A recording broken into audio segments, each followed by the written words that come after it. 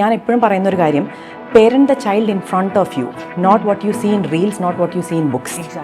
Okay, because നമ്മളെല്ലാവരും ഈ book വായിച്ച് അല്ലെങ്കിൽ ബുക്ക് റീൽസ് കാണുമ്പോൾ ഞാനിങ്ങനെ പറയുമ്പോൾ എൻ്റെ കുഞ്ഞ് അങ്ങനെ റെസ്പോണ്ട് ചെയ്യുന്നു. പക്ഷേ ഞാൻ വീട്ടിൽ വന്ന് ഞാനൊരു കാര്യം പറയുമ്പോൾ എൻ്റെ കുഞ്ഞ് ഇങ്ങനെയല്ലല്ലോ പറഞ്ഞ് എനിക്ക് കിട്ടേണ്ടത് എന്ന് പറയുമ്പോൾ so there you get stuck there.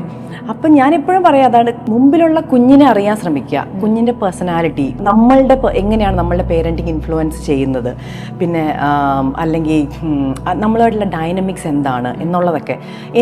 കുഞ്ഞിന് ഡെവലപ്മെൻറ്റൽ നീഡ്സ് മോസ്റ്റ് ഇമ്പോർട്ടൻ്റ്. അതാണ് ഏറ്റവും ഇപ്പോൾ ഉള്ള പേരൻസും പ്രീവിയസ് ജനറേഷൻ ഞാൻ പറയുന്നില്ല, ബിക്കോസ് അവർക്ക് റിസോഴ്സസ് ഉണ്ടായിരുന്നില്ല.